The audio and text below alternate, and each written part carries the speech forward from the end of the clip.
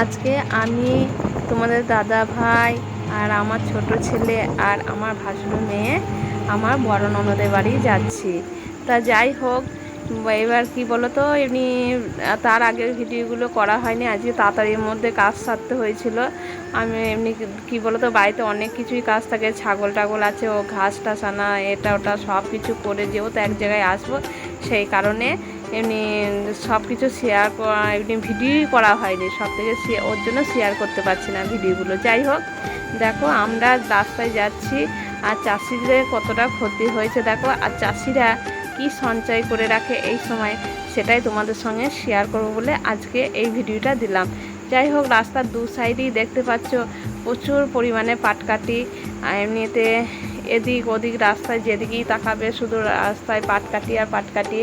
আর এদিকে ক্ষতি হয়েছে কি জানো তো, এমনি কী বলো তো, চাষিদের পুরো পাটগুলো মরে গিয়েছে, এমনি জমি লাল হয়ে। কিছুটা ভিডিও তোমাদের সঙ্গে শেয়ার করছি, দেখো যতটা তুলতে পেরেছি।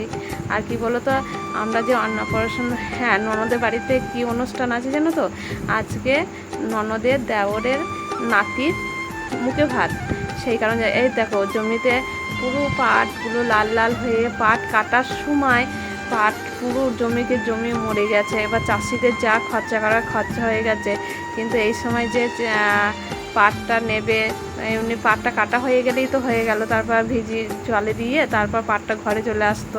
আর এই সময় যদি এরম হয় তাহলে চাষিদের কত ক্ষতি বলো তো। দেখছো পুরো মাঠটাই লাল হয়ে গেছে মনে হচ্ছে দুদিকে, এখনও পর্যন্ত পাটের জমিতে জল, কি বলো তো, ওই জলগুলো আছে বলেই জলটা গরম হয়ে যায়, পাটের গোড়াটা জল থেকে পচে গেছে, সেই কারণে পাট গাছগুলো মারা গেছে, সেই কারণে এই পাটগুলো সব নষ্ট হয়ে গেল। আর এই পাট কাটি কী বলো তো, সারা বছরের চাষিরা পাট ছাড়িয়ে নিয়ে রেখে দেয়। এমনি প্রত্যেক জনা ঘরে যারা কাঠের উনুনে জাল দেয়, আমাদের গ্রাম সাইডে সবাই ধরো পাটকাঠি উনুনে জাল দেয়া, সেই কারণে এটাই পাটকাঠিটা সঞ্চয় করে রাখে সারা বছরটা এই সময়। তো যাই হোক, আজকে ভিডিওটা এইটুকু। ভালো লাগলে লাইক কমেন্ট শেয়ার সাবস্ক্রাইব করে তোমরা আমার পাশে থেকো। দেখা হচ্ছে পরে।